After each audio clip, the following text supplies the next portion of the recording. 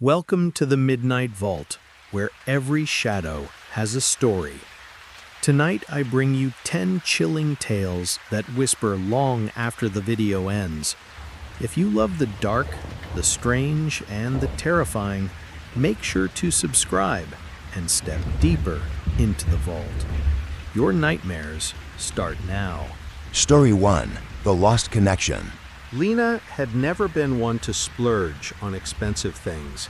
She always found a way to get by with what she could afford. So when her phone broke and she was stuck with no way to stay connected, she decided to go the affordable route. After searching through some online ads, she found a second-hand phone at an unbeatable price.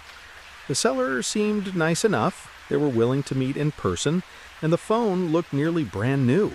She couldn't resist the deal. Great condition, the seller assured her. No issues at all. She thanked him, handed over the cash, and left with the phone, excited to get it up and running. The device was sleek, shiny, almost like it had just come off the assembly line. It even had a screen protector and a fresh case, as if it were ready to start a new life in her hands. At first, everything seemed perfect. The phone powered up without issue, and Lena transferred her contacts and apps in no time. The device felt so comfortable, so familiar. But there was something odd, something off. Late that night, as Lena scrolled through her feed in bed, she received her first text message on the second-hand phone. The number was unknown, but she thought little of it. Maybe it was a wrong number or a spam message, she assumed. It read, "I hope you're ready." Lena laughed it off, deciding it was just the weird coincidence. But as the days went by, she kept receiving messages like that. They were cryptic, short, and unsettling. "Don't ignore me. I'm watching. You can't escape." It was strange, but she assumed it was just someone pranking her. After all, she had only transferred her contacts and apps. Everything else was brand new, so why should she be worried? But still, a part of her began to feel uneasy. She even considered blocking the number, but something held her back. 2 nights later, the phone rang. Lena had almost forgotten about the strange messages when the screen lit up with an unknown number. It was 2:37 a.m., too late for any normal call. She stared at the phone for a long moment. Her instincts told her to ignore it, but her curiosity won out. She answered. "Hello?" she whispered into the dark room. There was silence on the other end, a heavy, oppressive silence that sent a chill down her spine. Then the voice spoke. "Lena, it's me." The voice was so distorted, it sounded like it was coming through a thick layer of static. It was familiar, but wrong. It sounded like her own voice, but something was deeply off about it. She froze. "Who is this?" The voice replied again, now in a faint, almost desperate tone. "Lena, I need you to listen. It's too late for me. It's too late for me. I've been trying to reach you." Her heart pounded in her chest. She felt a wave of panic wash over her. Trying to reach me? Who was this? Then a new voice, someone more distant, more haunting, broke in. "She can hear us. Can't you, Lena?" The line went dead. Lena's mind raced. She threw the phone down onto the bed, her hands trembling. That didn't feel like a prank anymore. The voice had sounded so real, so desperate. But who would know her name? Why was it saying that it needed her to listen? Over the following days, the messages escalated. They didn't just come at odd hours anymore. They were frequent, relentless, and always just as disturbing. She kept receiving new ones every few hours, each more disturbing than the last. "You have to stop it. It's coming. Don't you remember me? I will show you what you've done." The phone began to feel like an ominous presence in her life. Every time it buzzed, a surge of dread filled her. When she went to bed at night, the device was the first thing she checked, a compulsion she couldn't shake. And then came the photos. Lena opened her phone one evening to find a new photo in her gallery. It was a picture of her. She hadn't taken it. It was a close-up showing her sleeping face, her eyes closed peacefully, her hair splayed across the pillow. The photo was time-stamped 3:13 a.m., but she had no memory of it being taken. She immediately checked the security footage from her apartment. There was no sign of anyone entering. She had been alone all night. The photos kept appearing, one after another, all of her, in different rooms of her apartment, in varying poses, even one of her brushing her teeth. Whoever had taken these photos was close, far too close. One night, after a particularly disturbing text arrived, Lena could no longer ignore the creeping suspicion that something was wrong with the phone. Desperate for answers, she decided to trace the phone's history. She downloaded a phone number lookup app and ran the previous owner's number. Her heart stopped when the app showed the name. It wasn't a random number at all. The name tied back to a woman named Emily, who had mysteriously disappeared several months ago. The investigation was a cold case, and the police had no leads. But what was worse was the address associated with Emily's number. It was Lena's apartment. Lena's pulse quickened as the realization hit her like a thunderbolt. The phone she had bought had once belonged to Emily, and now it was hers. The texts, the calls, the photos, they weren't random. Emily hadn't disappeared. She had been trapped inside the phone, trying to warn Lena before it was too late. Before she could process this, the phone rang again. But this time, the call wasn't silent. The voice was clear. "I never left," it said. "I've been waiting for you, Lena." The phone screen flickered, and Lena saw the image of her own face reflected in it. But it wasn't just her face. There was someone behind her, a shadowy figure with hollow eyes. It was too late to escape. Lena dropped the phone and backed away, her breath coming in shallow gasps. But the phone kept ringing, and the shadowy figure in the reflection on the screen seemed to inch closer. In the end, the phone was never found again. Some say Lena vanished, just like Emily. Others claim that the second-hand phone is still out there, waiting for its next owner, ready to make another connection, just like it did with Lena.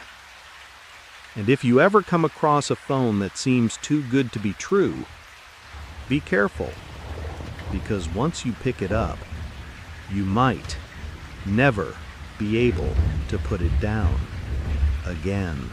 Story 2, The Forgotten Call. David was always a bit of a bargain hunter. He wasn't the type to spend too much money on anything, especially when it came to gadgets. So when his old phone finally gave up on him, he went online and found a cheap second-hand phone from a seller with decent reviews. It wasn't the latest model, but it worked, and that was all he needed. He arranged to meet the seller in a dimly lit parking lot one evening. The phone was in good condition, no visible damage, and came with a charger and a new case. The man who sold it to him was polite, almost too polite. He seemed eager to be rid of it, but David didn't think much of it at the time. He paid the man and left, thinking he'd gotten a great deal. When David got home, he immediately set up the phone. It felt solid in his hands and everything appeared normal. He transferred his contacts, apps, and data. The screen was clear, the touch responsive. The phone felt like a clean slate, a fresh start. But then, as he was going through his new apps, he noticed something odd, a voicemail icon. He hadn't received any calls, so how could there be a voicemail? Curious, David tapped the voicemail button. It was from a number he didn't recognize. The voice was strange, crackling with static and distortion, but he could make out some words. The voice was urgent, breathless, like the person was running, hiding, or in pain. "David, if you're listening, please, I need you to... The message was cut off suddenly by what sounded like muffled screams. Then the line went dead. David sat in stunned silence, staring at the screen. He checked the phone again. The voicemail had no sender information, and the call time was listed as over a year ago. It seemed like a prank, some kind of glitch, but the voice had sounded so real, so desperate. David shrugged it off. Phones malfunction sometimes, right? Over the next few days, the phone seemed to behave normally. David went about his routine, used the phone to call his friends, browse social media, and watch videos. But every night, without fail, he would get the same voicemail. "David, please don't ignore me. I'm in danger. You have to help me." The message was always the same tone, same panic, same muffled sounds in the background. But the strangest part, the voice sounded closer to him each time. It felt like the person on the other end was no longer a distant stranger, but someone who was directly reaching out, someone who knew him. After a few days, David felt unnerved. He'd even tried deleting the voicemail, but every time he powered down the phone, the message would return as if it had never been erased. He started to feel paranoid. He checked the phone's settings, trying to track down where the voicemail was coming from. But everything seemed in order. The number was unlisted, the caller ID was blank. One afternoon, David's curiosity got the better of him. He decided to do some digging. The phone had been wiped clean when he bought it, but he thought maybe there were some clues he could find. He ran a search on the number the voicemail had come from. To his shock, he found a chilling article. A woman named Claire Harper had gone missing in the area over a year ago. According to the article, Claire was last seen leaving work late at night, and her disappearance was never explained. No one knew where she had gone, and the police couldn't find any leads. The most disturbing part of the article was a detail he hadn't noticed before. Claire's phone had been found a week later, discarded in a nearby park. It was the same model as the one he had just bought. The article mentioned that Claire had tried to contact someone the night she disappeared, someone who had received a voicemail from her just hours before she vanished. David's blood ran cold. The more he thought about it, the more he realized that the voice on the other end of the phone was Claire's. He tried to reach out to the police, but they didn't take his concern seriously. They told him that Claire's case was still open, but without more evidence, there was nothing they could do. He didn't know what to believe anymore. Was it possible that he had somehow inherited this woman's phone? And why was Claire still trying to reach out to him?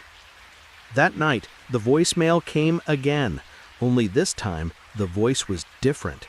It wasn't just pleading, it was full of fear and something worse. Anger. "David, it's too late! They're here! They know where you are!"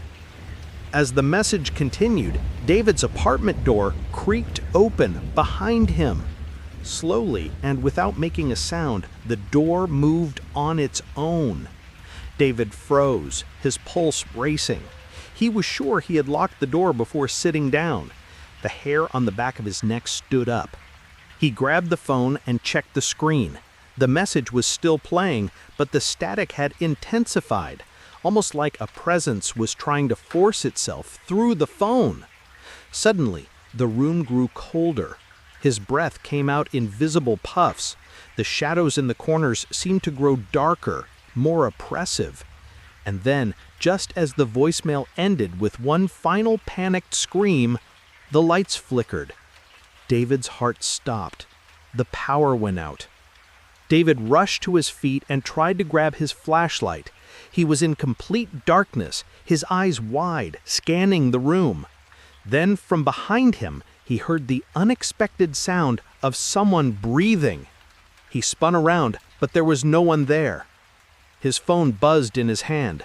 Another message. "David, they're right behind you."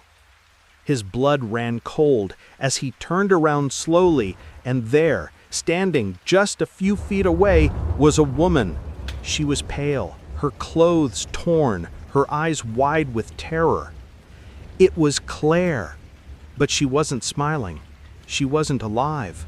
Her eyes were hollow, her face gaunt. Claire opened her mouth to speak, but no sound came out. She only pointed at the phone in her hand, then slowly vanished into the shadows. David's phone buzzed one final time. The screen read, "It's too late." Suddenly, he felt a hand on his shoulder. The police found David's phone the next morning, abandoned in his apartment, but David was nowhere to be found. The only clue left behind was a voicemail, just like the others. The message had changed, though. This one wasn't Claire's voice, it was David's, but distorted, filled with static. The voicemail was simple. I couldn't escape. Some say the phone is still out there. People who buy secondhand phones sometimes report strange, eerie messages, voicemails from people who no longer exist, warning them of danger they can't see. If you find yourself with an untraceable number calling your phone, be careful. You may be the next person trying to leave a message, but unable to escape. Story 3. The Silent Photo. Emma was an avid photographer, always looking for new gadgets and devices that could make her work easier. Her old phone was starting to act up, so she decided to look for a second-hand one that would have a decent camera. Not too expensive, but something reliable enough for her needs. She found a listing online for a phone that seemed perfect, a high-quality camera in great condition for an unbeatable price. The seller seemed friendly, and the phone came with an extra memory card and a protective case. Emma arranged to meet him in a park, a public space where she felt safe. When she met the seller, he was a bit jittery, but Emma thought nothing of it. He handed over the phone, along with a charger, and Emma exchanged the cash. She didn't even think twice about it. The phone looked new, and she couldn't wait to start using it. Back at home, Emma eagerly set up the phone. The camera was as promised, high resolution, sharp, and fast. She took a few test shots around her apartment, the plants on the windowsill, a cup of coffee on the kitchen counter, the empty street outside her window. But as she scrolled through the pictures, something strange happened. One photo appeared that she didn't remember taking. It was a close-up of her face, sitting at her desk, her eyes wide and staring directly into the camera. But the thing was, she hadn't taken this photo. It wasn't just a random picture either. The angle was odd, as though someone had been standing behind her when it was taken. She assumed it was a glitch, maybe something to do with the previous owner's settings, so she deleted the photo, figuring it would never happen again. But the photos didn't stop. Over the next few days, Emma started to notice more pictures in the gallery that she didn't remember taking. They were always of her, always from different angles, as if someone had been watching her. At first, she brushed it off as another malfunction, or perhaps some weird automatic setting. But the photos kept appearing, sometimes when she wasn't even using the phone. She'd find them late at night when she checked her gallery, or when she went to take a new photo. One night, she found a picture of herself lying on the couch, eyes closed, her phone beside her. She had been asleep, but the phone in the picture, it wasn't the phone she had in her hand. It was the one she had bought, the second-hand phone.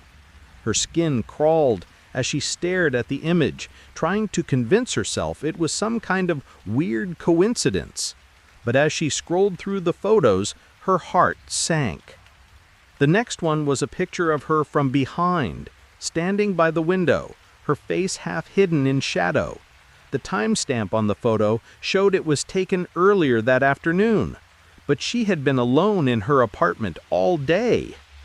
By now, Emma was starting to feel uneasy. She began to trace the phone's history, looking into its previous owner. She found the man's name, a local photographer who had sold the phone just a few weeks ago. The listing didn't mention much else, and the seller's contact information was minimal. There was nothing out of the ordinary about it. Then Emma made a chilling discovery. She found an old online portfolio for the man who had sold her the phone. The photos on his site weren't like any she had seen before. They were disturbing, dark, and intimate, mostly of women in their homes. The faces of the subjects were always blurred or obscured, but the settings were eerily familiar. Some of the photos looked exactly like the ones in her gallery, same angles, same eerie light. Some even appeared to have been taken from the very spots in her apartment where she had spent her time. And that's when the real horror hit her. Emma dug deeper. The previous owner had a reputation for taking candid photos of people, usually without their permission. His subjects never knew they were being photographed. But what Emma hadn't known was that he had a history, a disturbing pattern of stalking and invading women's privacy. The police had once investigated him for harassment, but they couldn't prove anything, so he had slipped through the cracks. The worst part? He had disappeared a month ago, with no trace. There had been rumors of him moving away, but no one knew where he had gone. He had just vanished. But now, as Emma sat there staring at the photos, she realized the terrifying truth. The previous owner hadn't left. The second-hand phone was more than just a device. It was a way for him to keep watching her, even after he was gone. That night, after Emma decided to turn the phone off and never look at it again, she noticed something strange. The screen flickered as it powered down. When it came back on, a new photo appeared. It was the last photo she would ever take. It was of her, standing by the window, just like in the other photos. But this time, the image was different. The photo was perfectly clear, and it showed something she hadn't noticed before. A figure standing in the background just out of focus. The figure was wearing a black hoodie, and the face was hidden in the shadows. It was someone new, someone who had been watching her, someone who knew where she was. Suddenly, Emma heard a knock on the door. It was quiet at first, soft, but then it came again, louder this time. She felt a cold sweat break out on her skin. She slowly got up, her hands shaking as she gripped the phone. She looked through the peephole. Nothing, but she could feel it. Someone was there. She stepped back, her breath coming faster, the phone still in her hand. The screen buzzed, lighting up once more. Another new photo. It was of her, standing at the door, looking through the peephole. But now, the figure was inside. Emma's phone was found the next day, lying on the floor of her apartment. The door had been left ajar, the lock forced open. But Emma was gone. The police combed through her apartment and found nothing. No sign of a struggle, no trace of where she had gone. But her phone was still on, the screen frozen on a photo, the last one she would ever take. It showed her face, pale and wide-eyed, but her reflection was no longer in the glass. Instead, standing behind her, looking over her shoulder, was the figure in the hoodie. Some say that phone is still out there, that whoever owns it next will be the next victim, the next one to be watched. And if you ever find yourself with a second-hand phone, be sure to check the photos carefully. You might not like what you see. Story 4. The Mirror Image. Laura was the type of person who loved finding treasures in unexpected places. A bargain hunter by nature, she wasn't afraid of second-hand things. So when her old smartphone began glitching and freezing, she figured a second-hand replacement would save her some money. She found a used phone online that seemed perfect, a high-end model in near-new condition, priced just right. The seller was friendly enough, describing the phone as barely used, and even offered to meet her at a coffee shop downtown for the exchange. After the quick transaction, Laura walked away with the phone, excited to set it up. She couldn't wait to experience the crisp camera, fast processing speed, and sleek design. It was an upgrade, after all. At home, Laura wasted no time powering on the phone. The setup process went smoothly, and she soon transferred all her apps, photos, and contacts. But something felt off. When she opened the camera app for the first time, the screen flickered strangely before the interface loaded. She shrugged it off. New phones often had a few hiccups during setup, right? But then she saw it. Her reflection. She was standing in front of the bathroom mirror, checking herself out before the night out, wearing her favorite green sweater. And when she opened the camera, there she was again, on the screen. But something wasn't right. The image on the phone wasn't quite the same as her reflection in the mirror. Her face was subtly distorted. Her eyes, usually brown, were now an unsettling shade of gray. Her smile was off, almost twisted, too wide and unnaturally bright. She blinked in confusion, rubbing her eyes, and when she looked back at the phone, the reflection had returned to normal. Laura thought it was just the lighting or maybe a minor bug. Still, something nagged at her.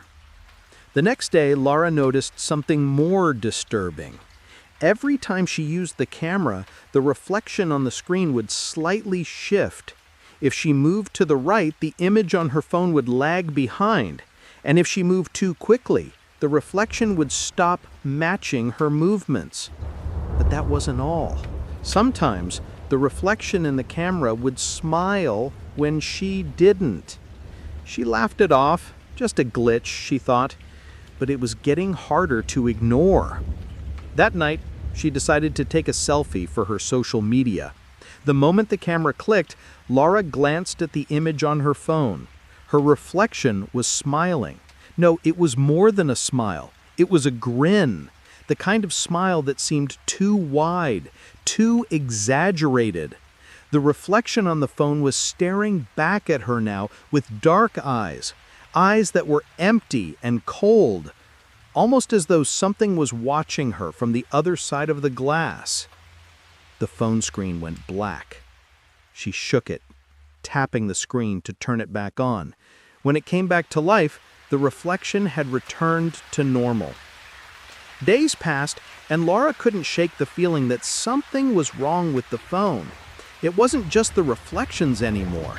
Every time she glanced at it, the screen would flicker, always just for a split second. But in that moment, she'd see something else. One time, when she was lying on her bed, the phone's camera switched on by itself. She had the screen facing down on the blanket, but when she picked it up, there was a picture on it. It wasn't of anything in her room. It wasn't even a picture of herself.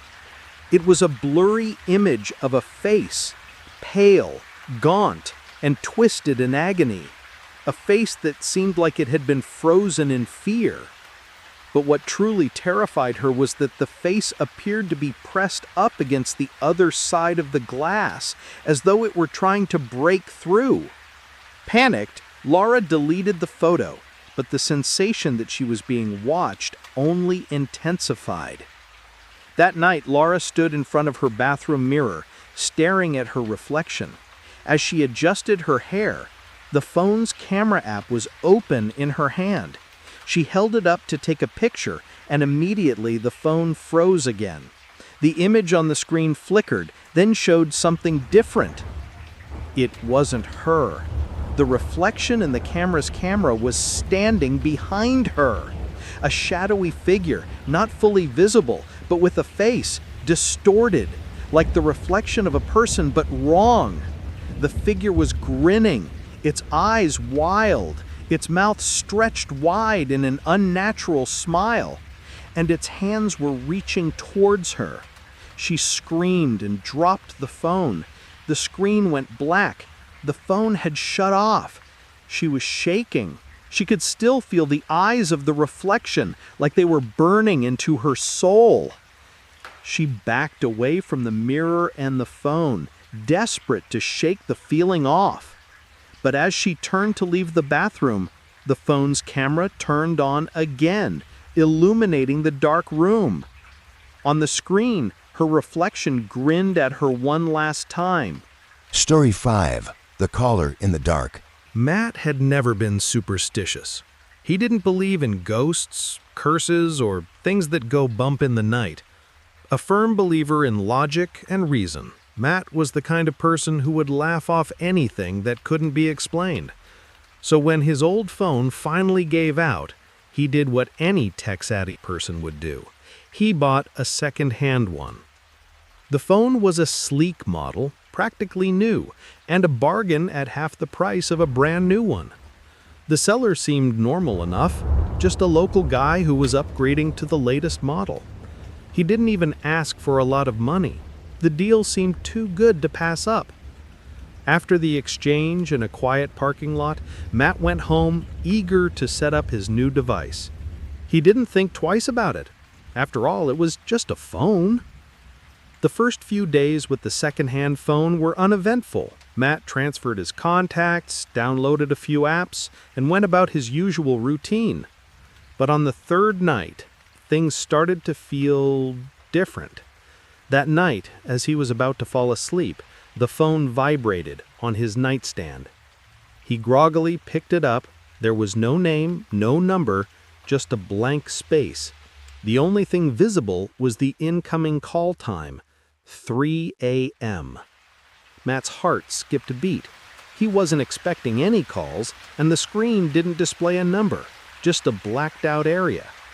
He hesitated for a moment, but then curiosity got the better of him. He answered. "Hello?" Matt said, half expecting it to be a wrong number or a telemarketer. There was a long pause before the voice on the other end spoke. It was soft at first, like someone trying to whisper, but it was distorted, as if traveling through miles of static. "Matt, it's too late." The voice cracked and faltered. Then it got louder, more frantic. "Matt, they're coming. You need to hide. Don't let them in." The voice trembled and the line went silent for a moment, leaving Matt frozen in confusion. He listened to the silence, the unsettling static, and the faint sound of something, or someone, breathing heavily. Then, just as suddenly as it started, the call ended. Matt blinked, stunned, staring at the screen. The call had lasted only about 30 seconds. He looked at the phone's call log. The number was completely blank, just like before. He felt a chill run down his spine. The next night, the phone rang again. Same time, 3 a.m. Again, no number, just that same empty screen. This time, Matt was more hesitant, but the memory of the strange call the night before pushed him to answer it again. "Hello?" There was a long pause before the voice came through the line again. This time it was even more distorted, more desperate, and filled with panic. "Matt, you didn't listen. They're already in the house. You're not alone." The voice echoed in his ears, louder now. Matt could feel his heart pounding in his chest. The voice sounded familiar, like he had heard it before, but he couldn't place it. The static intensified, and through the fuzz, Matt thought he heard something else. Footsteps, pacing back and forth in the background. Then the voice returned, more frantic than ever. They're right behind you! You have to..." Before the voice could finish, the call was abruptly cut off. The line went dead. Matt stared at the screen, his mind racing. His hands shook slightly as he set the phone down. There was no mistaking it. Something was wrong. The voice, the urgency, the chilling nature of the calls, they weren't just random. This was something more. Matt decided to do some digging. He looked through the phone's previous owner details, trying to find any trace of the person he had bought the phone from. The seller had only given his name as John, but Matt didn't recall any other specifics. The next day, he tracked the number that had called him through a phone lookup service. What he found left him even more disturbed. The number didn't belong to anyone in particular. Instead, it was registered to a missing person, John Harris, the very same name as the seller. John had disappeared almost a year ago under mysterious circumstances, with no trace of where he had gone. The news articles about his disappearance described him as a quiet man who had lived alone in a nearby neighborhood, with no family left to contact. The most unsettling part? John's phone had never been found, and his disappearance had remained a mystery. That night, as the clock struck 3 a.m., Matt's phone rang again. This time, he didn't hesitate. He answered it immediately. The voice on the other end was different this time. There was no static, no distortion. It was John's voice, clear and sharp, as if he were right there in the room with Matt. "Matt, you shouldn't have answered the phone." Matt froze. The voice was calm now, almost soothing, but there was an unmistakable sense of finality to it. "You should have deleted the number. You should have ignored the calls." Matt could hear the faint sound of whispers in the background, soft, indistinct, but growing louder by the second. His blood ran cold as John continued. "They're here, Matt. They've been waiting for you. Don't open the door. Don't turn around." Suddenly, the phone went quiet and the whispering stopped. Matt's skin crawled as he looked around his dark room. The hairs on the back of his neck stood up. He felt an overwhelming sense of dread. Then, there was a knock at his front door. Matt slowly turned to look at the door, his heart pounding in his chest. He hadn't heard anyone come to the door. He wasn't expecting anyone. He glanced back at the phone. The screen was still on. The call ended, but the time was frozen at 3 a.m. The knock came again, louder this time. He stood frozen, staring at the door, every instinct screaming at him to stay away. But the knock persisted. He could feel the presence outside. Someone was there. Someone was waiting. In a panic, Matt backed away from the door, phone in hand. He tried to dial the police, but the call wouldn't go through. The screen flickered, the static returned, and then, to his horror, the phone displayed the image of his own face, distorted, his eyes wide in terror. The knock came a final time, louder than ever. Matt took a step back, trembling, and then the phone rang once more.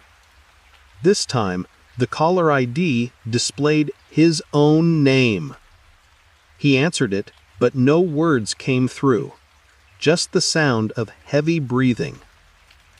Then he heard the voice. "Matt, we told you not to open the door."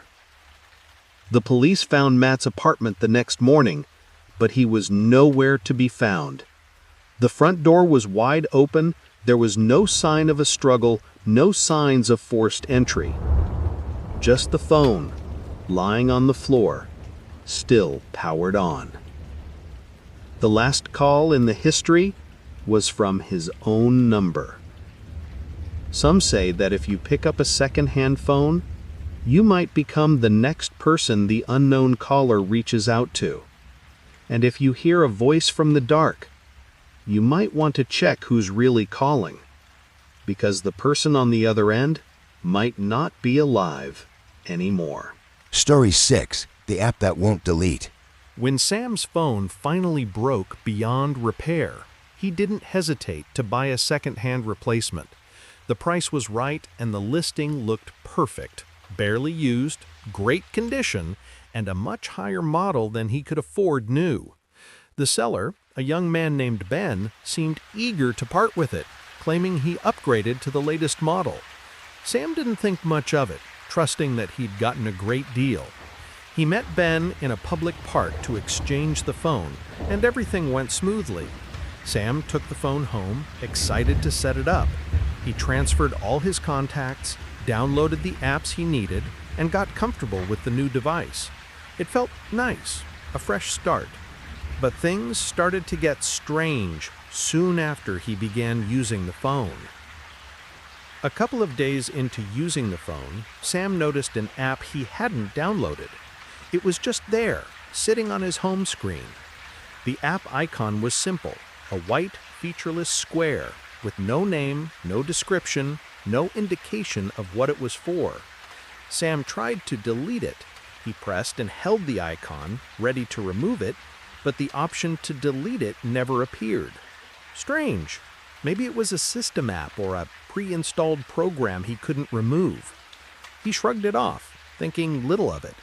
But every time he used his phone, the app remained, and over the following days, something even more unsettling began to happen. Every time Sam used the phone, whether he was texting, browsing the web, or using an app, he noticed his battery life would drain unusually fast. But that wasn't the worst part. Occasionally, the app would open on its own, and when Sam tried to exit it, the screen would flicker for a moment before returning to the home screen, only for the app to appear again. He decided to tap the app to see what it was. When he opened it, the screen was completely blank, except for a faint, grayish silhouette in the middle. It looked like a shadow, but Sam couldn't make out any details. It wasn't a loading screen. It was like the app was trying to show something but couldn't quite render it. He tried to force close the app, but no matter how many times he tapped the X or tried to restart the phone, the app remained. He could swipe it away, but when he returned to the phone later, it would be there again, persistent, unmovable. One evening, while Sam was sitting on his couch, scrolling through social media, he received a notification. It was a message from the same app. He opened it, expecting spam or some kind of advertisement, but the message wasn't what he expected. "Why are you ignoring me?" He froze. His heart skipped a beat. There was no sender listed, no contact, just the cryptic message staring back at him.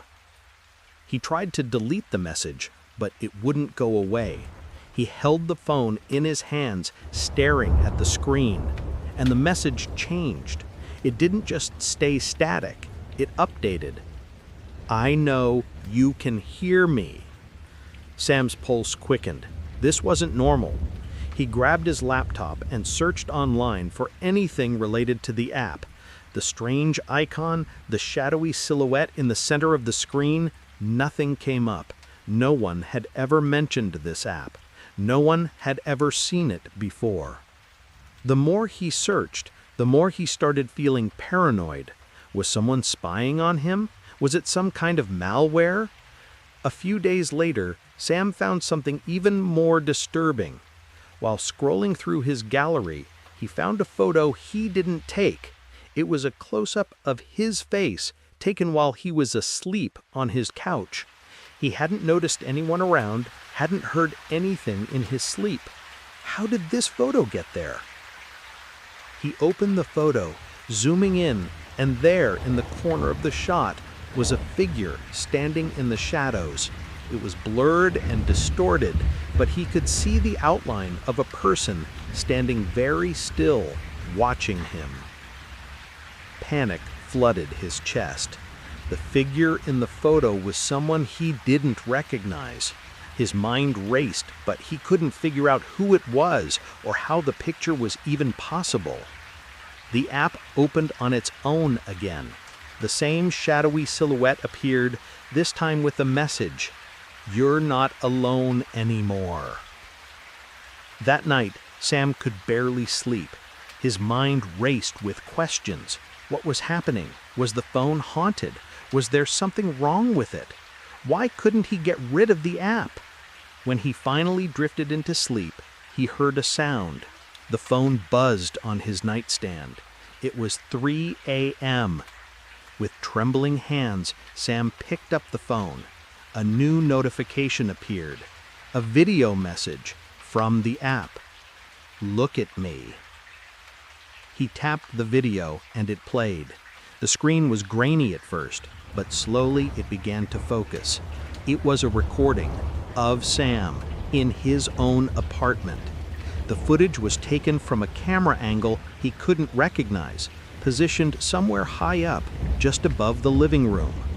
In the video, Sam was asleep on the couch, breathing lightly. The figure from the photo was standing in the shadows, just out of focus, watching him. The figure was closer now, its features becoming clearer. It was the same shadowy figure, and this time it was no longer blurry. It had a face, one that was pale and distorted, its eyes wide open, staring directly at him. The figure leaned closer to Sam, and the camera zoomed in. "You shouldn't have opened me," the figure whispered, its voice echoing through the video. Sam's breath hitched in his chest. He dropped the phone, but the screen kept playing, the figure's eyes still staring at him. In a panic, Sam grabbed his phone and tried everything to delete the app, but it wouldn't disappear. He factory reset the phone, wiped it clean, but when it rebooted, there it was again, the app, the shadow, the figure. And then came the final notification. "I'm inside now." Sam tried to leave, but when he went to open his door, the phone rang. No number, just an incoming call. Hesitant, he answered it. The line was silent at first, but then the whispering began. The voice on the other end was low, hoarse, almost garbled, but there was no mistaking what it said. "I'm already here." He heard a loud knock at his door. The police found Sam's apartment the next morning. The door was wide open, but there was no sign of struggle. Sam was missing, his phone still laying on the coffee table. The screen was cracked, but still on. The app was still there, frozen on the screen, the figure's face staring out from the icon. The police tried to trace the app, but there was no record of it, no trace of it in any database. It was as though it had never existed. But some say if you're not careful, the app might find you next. If you ever pick up a secondhand phone, make sure you check every app, every icon, and every notification, because some apps are harder to delete than others, and some are meant to be opened. Story 7. The text that never ends. Tom was always a little behind on the latest gadgets. His old phone, though functional, was showing signs of age. The screen was cracked, the battery barely lasted a few hours, and the apps constantly froze. So when he found a second-hand phone online for an unbelievable price, he jumped at the opportunity. The seller, a young man named Chris, met him in a busy mall parking lot. The phone was in good condition, and Chris seemed eager to sell. After a brief handshake and exchange of money, Tom left with the phone thinking he had made a good deal. It was a newer model, sleek and fast, and everything seemed perfect, until the strange texts began. That night, after setting up his new phone, Tom began receiving a strange text message. It came from an unknown number with no name attached. The message was simple but unsettling. "Where are you?" Tom stared at the screen, confused. He hadn't given his number to anyone yet, except for a few friends and family. Was it a wrong number? He shrugged it off, convinced it was nothing. But the weird part was the time the message had arrived, 3:13 a.m. He went to bed and tried to forget about it. The next morning, another text appeared. "Are you alone?" Tom's stomach tightened. The timing was odd again. It was as if someone knew exactly when to text him, when he'd be checking his phone. He deleted the message, convinced it was just a coincidence.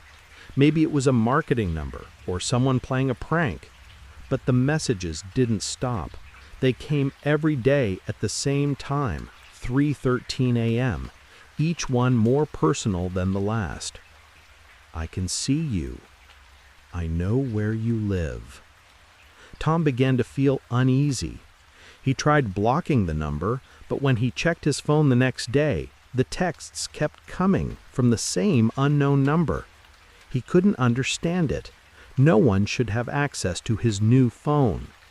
A week later, Tom received a new message that sent chills down his spine. I'm standing outside your window. He rushed to the window, heart pounding. He peered out into the empty street below, but there was no one, just the quiet hum of the city at night. The next message came right after he looked out the window. Did you see me? His hands trembled as he held the phone, trying to make sense of it. How could someone know what he had just done? It wasn't possible. He had just been at the window for a second, and yet the message appeared right after he looked. Then one evening, the message came with an attachment. The text itself was the same, but this time there was a photo. Tom opened it without thinking, expecting something innocuous, but when the image loaded, his blood ran cold. It was a picture of his apartment building, taken from the street. It was grainy, like it had been taken from a distance, but there was no mistaking it. It was his building, and standing at the bottom of the frame, near the sidewalk, was a shadowy figure. Tom could barely breathe. His mind raced. Who was this? How could they have taken this picture? Before he could think too long, the phone buzzed again. A new text arrived. I'm closer now. For days, the messages kept coming, sometimes with new photos, sometimes just texts. The figure in the photos grew clearer each time, and Tom started to notice something more disturbing. In some of the pictures, the figure was closer, its outline more defined. It was a person, but their face was always obscured.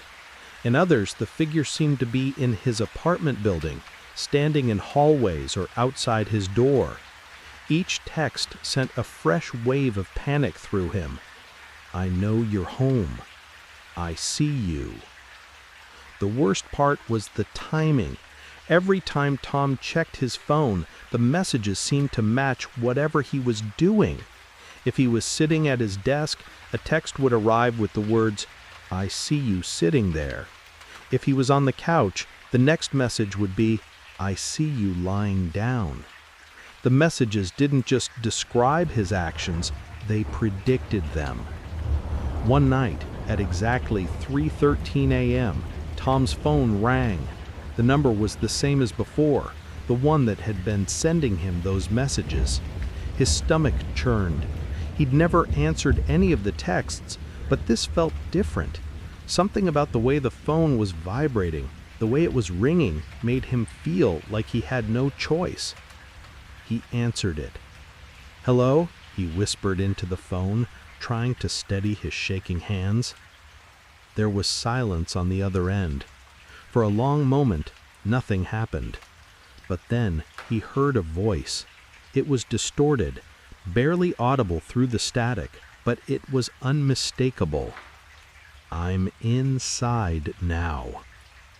The phone went dead. Tom froze. His heart raced. He immediately jumped up, checking every lock and window in his apartment. But everything seemed secure. He felt the overwhelming sense that he was being watched, but when he checked his windows and doors, nothing seemed out of place. The next morning, Tom found a final text. It was the last one. The message was simple. I'm in the room with you. Tom didn't know what to do. He was terrified. Paranoia clouded his thoughts. He looked over his shoulder, his eyes darting around the apartment, but nothing was there. The phone rang again. He didn't answer it this time. The ringing stopped. A new message arrived. It was the same number, But this time, the message was different. You can't escape. At that moment, Tom's phone began to glitch.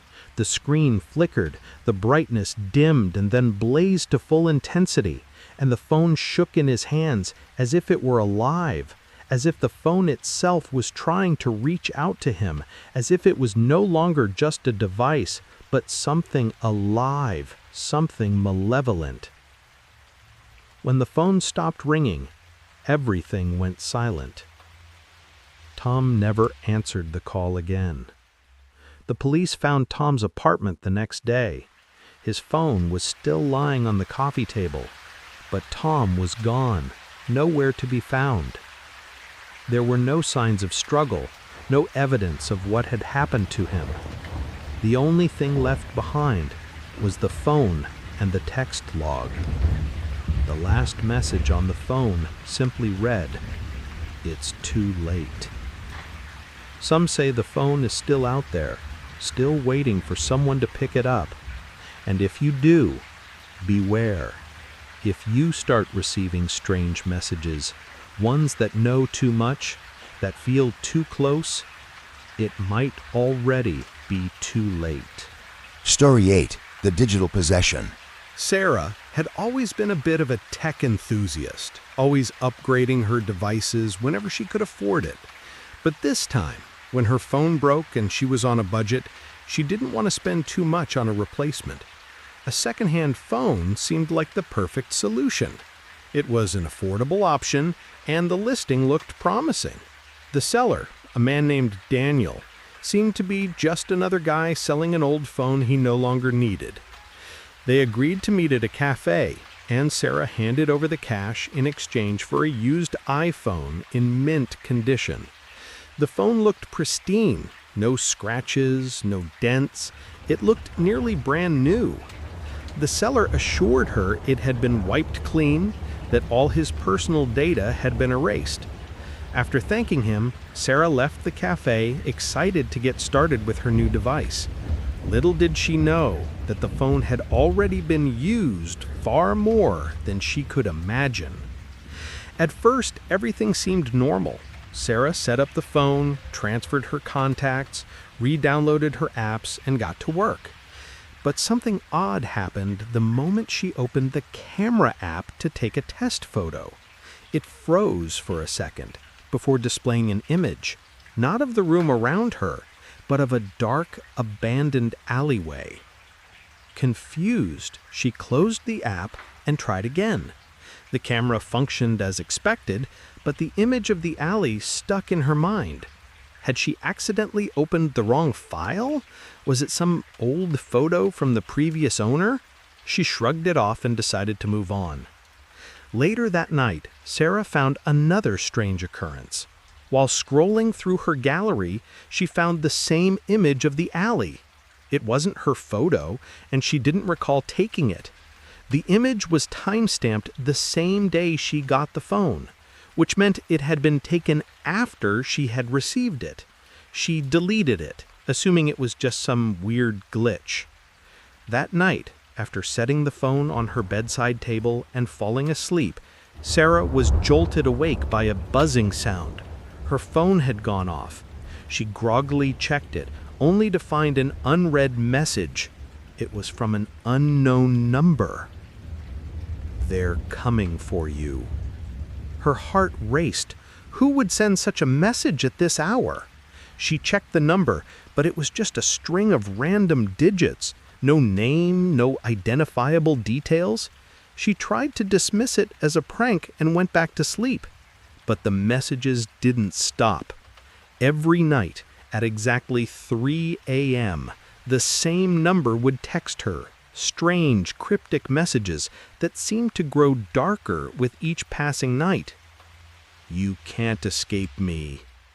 I'm waiting for you. You are mine now." Terrified, Sarah started to check the phone's settings, trying to find any clues. She couldn't find anything suspicious. No apps she didn't recognize, no odd files hidden anywhere. It seemed like everything had been wiped clean as the seller had promised. One evening, as Sarah sat down to scroll through social media, the phone suddenly began to malfunction. The screen flickered, showing strange, static images, and the camera app opened on its own. A photo appeared on the screen, a blurry, distorted image of Sarah, but it wasn't her face. The image was distorted, with eyes too wide and a smile too forced. It didn't look like her at all. Frozen, Sarah stared at the photo, her skin crawling. She didn't recognize the face, but it was her in the image, wasn't it? Before she could close the app, the phone buzzed again. Another message from the same unknown number. "I've taken control of you."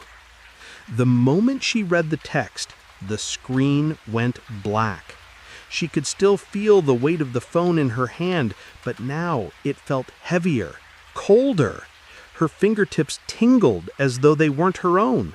She dropped the phone in shock, but the moment it hit the table, it vibrated violently, as if it had a life of its own. She picked it back up, but it didn't feel like hers anymore. It felt like something else was in control. Suddenly, her own voice echoed through the phone's speakers, distorted and warped. "You are mine now." She screamed and threw the phone across the room, watching it crash against the wall. But the phone didn't stop. It kept ringing, buzzing, and flashing with strange images, dark, distorted faces that didn't belong. Each time it buzzed, it felt like the phone was reaching out to her, like something dark was trying to pull her in. The next day, Sarah's behavior began to change. She couldn't focus on anything for long. Her thoughts felt distant, as though someone was whispering to her constantly, urging her to do things she didn't want to. She couldn't concentrate at work. Her relationships with friends and family began to suffer. She felt pulled by something dark, something cold. It was as if the phone had planted a seed inside her, one that was slowly growing, taking over her mind and body. At night, she no longer needed to check the phone. The text messages were waiting for her, always in the same format, always more cryptic and aggressive. "You are mine. You will never leave me." Then came the final message. "It's time." The phone's screen lit up again, displaying a photo of Sarah standing in front of her mirror. But this time, something was different. Her reflection in the mirror wasn't hers. It was twisted, dark, and almost demonic. It grinned at her, its eyes black and hollow, its smile too wide. That night, as Sarah lay in bed, she felt it, the presence beside her in the room. She opened her eyes, but the room was empty. The cold, heavy weight on her chest, the suffocating feeling, it was all around her, inside her. Then the phone rang again. "I'm here." The next morning, Sarah was found by her neighbors, staring at her phone, her eyes wide and unblinking. She was standing in front of a mirror, but her reflection was gone. Only the phone remained, laying face up beside her, displaying the last message. "You are mine forever."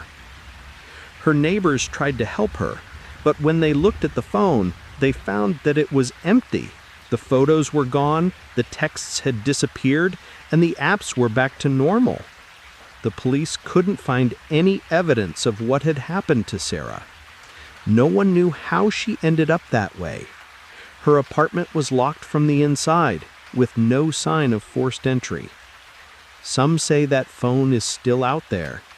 If you ever come across a secondhand device that feels wrong, one that doesn't quite behave the way it should, be careful.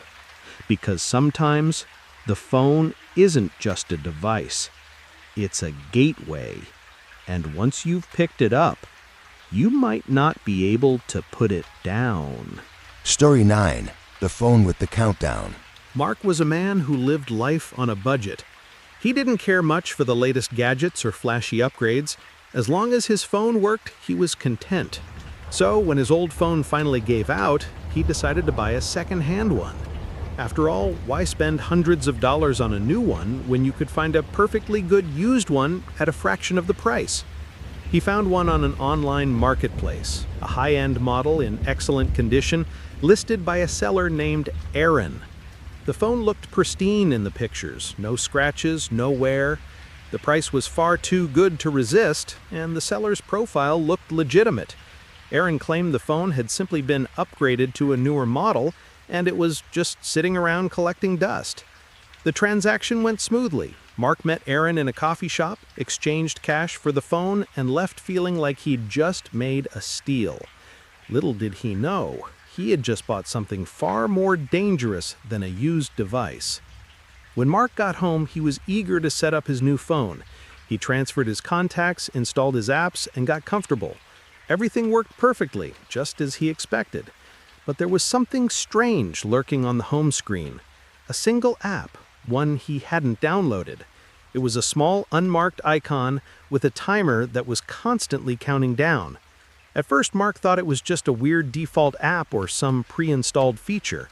But when he tapped it, the screen went black for a moment, and then the timer appeared again, this time with a label, 0:23:59. The countdown was set to 24 hours. Mark frowned, unsure of what to make of it. It wasn't like anything he'd ever seen before. He tried to exit the app, but the screen wouldn't respond. It was like the phone had frozen. Annoyed, he powered off the device, hoping to reset it, but when he turned it back on, the countdown had resumed, starting from the exact same time, 23 hours, 59 minutes. Over the next few days, Mark couldn't shake the feeling that something was wrong. The countdown seemed harmless at first, but as it continued to tick away, the unease grew. Every time he used the phone, it felt like the countdown was watching him. No matter what he did, the timer stayed in the corner of his screen, ticking down steadily. The strangest part? When the timer hit a specific number, he began noticing weird occurrences. One night, around 0:12:45, Mark was watching TV when he heard a noise coming from his hallway. It was faint, but distinct, like the sound of footsteps. He stood up and walked toward the hallway, but there was nothing there, just the dim light from the living room. He shook his head, thinking it was just his imagination playing tricks on him. But as he turned back toward the couch, his phone buzzed. The timer had reached 0:0120, and for the first time the screen changed. A new message appeared. "I'm closer now." Mark's stomach dropped. Who had sent the message? His heart pounded as he scanned the room, but there was no one there. The house was silent. He tried to ignore the growing sense of dread as the phone buzzed again, but this time it wasn't just a message. A loud, ear-splitting ringtone blared from the phone, its volume cranked to maximum. Mark grabbed it to shut it off, but as his thumb hovered over the mute button, the timer flipped to 0000. The phone shut off. The next morning, Mark tried to go about his day, but something was different. He couldn't shake the feeling that he wasn't alone, that someone or something was in his house. He decided to try to forget about the phone, hoping it was just some malfunction. But as soon as he turned it back on, the timer appeared, reset to 24 hours. The countdown had started again. But this time, it wasn't just the timer that caught his attention. He heard something faint, like a whisper, coming from the phone. "You're not safe." The voice was so quiet, it almost sounded like it was coming from the phone speakers, but when Mark pressed the device to his ear, there was nothing but static. He took the phone to the living room and stared at the screen, waiting for the timer to reach 0 again. He couldn't explain it, but he was terrified. Something was happening, something beyond his understanding. And every time the timer ticked down, the tension seemed to grow.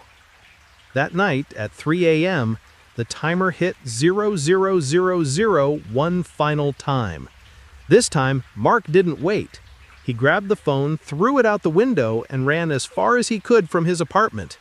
But it was too late. When the phone hit the pavement, it shattered.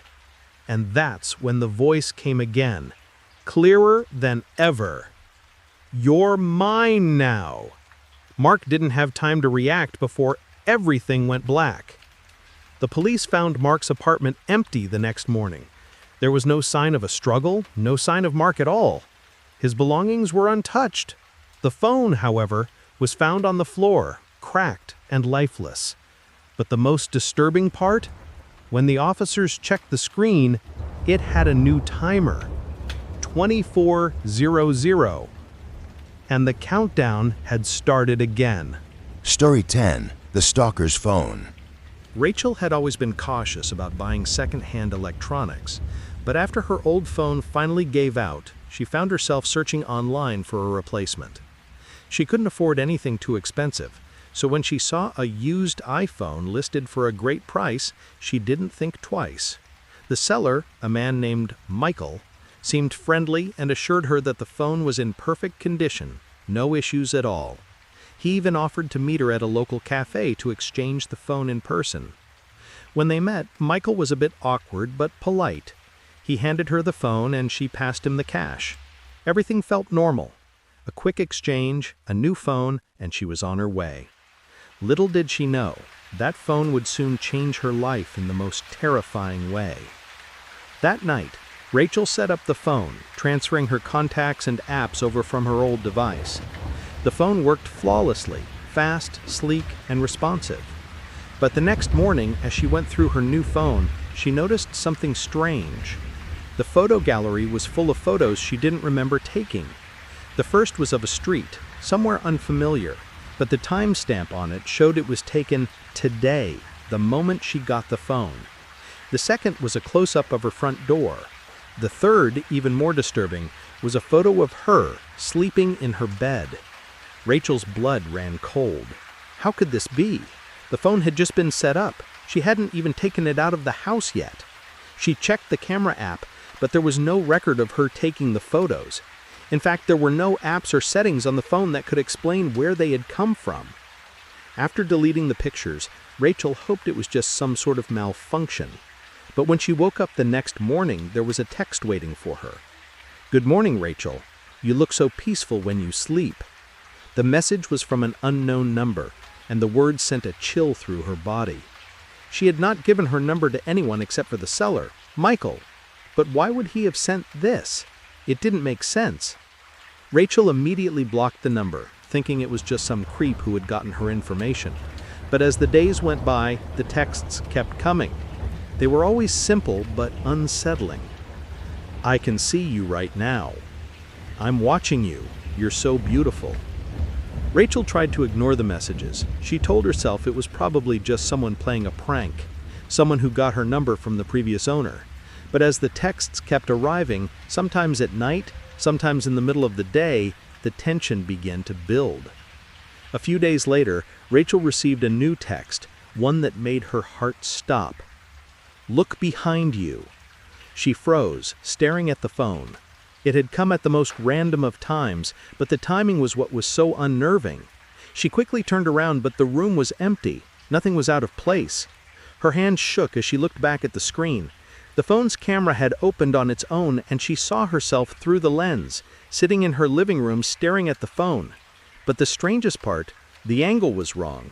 She hadn't been looking at the camera. The image had been taken from behind her, as though someone had been standing in the room, right behind her, watching her. Before she could process what had just happened, the phone buzzed again. "I'm right behind you." She snapped around in a panic, but the room was still empty. She was alone, or so she thought. That night, unable to shake the feeling of being watched, Rachel locked all the doors and windows, pulling the blinds shut. She turned off the lights and tried to sleep, but sleep didn't come. In the dead of night, she heard it. Soft footsteps outside her bedroom door. Slow, deliberate, and too quiet to be anyone she knew. Her pulse spiked in fear. She held her breath, listening, but the footsteps stopped, before they reached her door. The silence was deafening. Rachel lay still, terrified to make a sound. Then the phone buzzed again. Her heart dropped. The screen read, "You're not alone anymore." The next morning, Rachel decided enough was enough. She took the phone to a repair shop, hoping they could wipe it clean, get rid of whatever was haunting her. But when she tried to hand it over, the technician hesitated. This phone isn't normal," he said, his voice shaking. "There's something strange on it. You need to see this." He turned the phone around and showed her a new photo, one that had just appeared in the gallery. It was of Rachel, standing outside her own apartment building. But the image wasn't like the others. It was crystal clear. And it had been taken that morning. Rachel felt her knees go weak as she looked at the photo, a new terror gripping her chest. It was a picture of her taken from the street, standing just outside her building, looking up at her apartment window. She whipped around and glanced out the repair shop window. Nothing, just people walking by. But the fear had already set in. Someone knew where she lived. Someone had been watching her for days, taking photos of her life, sending her chilling messages. As Rachel stood there, her mind racing, her phone buzzed one final time. "I'm inside now." Her heart skipped a beat. Panic overtook her as she rushed to the door of the repair shop, throwing it open and running into the street. But when she glanced back at the phone, her blood ran cold. The last message read, "I'm waiting in your room." Rachel was never seen again. The phone, however, was found by the technician at the repair shop, who turned it over to the police, but they found no evidence of Rachel in the apartment or anywhere else. The phone was wiped clean. The photos and texts were gone, as if they had never existed. But some say the phone is still out there, still haunting its owners, sending terrifying messages and photos of its next victim. And if you ever buy a second-hand phone, be careful, because sometimes the previous owner isn't just someone who's moved on. Sometimes they never really left. You've reached the end, or at least the end of what I can tell you. But the shadows you've heard about tonight, they don't always stay inside the story. Some follow, some linger, some listen. If you felt a chill or noticed something move in the corner of your eye, don't worry. That simply means the vault has opened for you. Thank you for daring to step into the Midnight Vault. If you wish to return, I'll be waiting with more tales that should have stayed buried. Until next time, keep your lights low, your doors locked, and whatever you do, don't answer unknown calls after midnight. Good night, if you can sleep.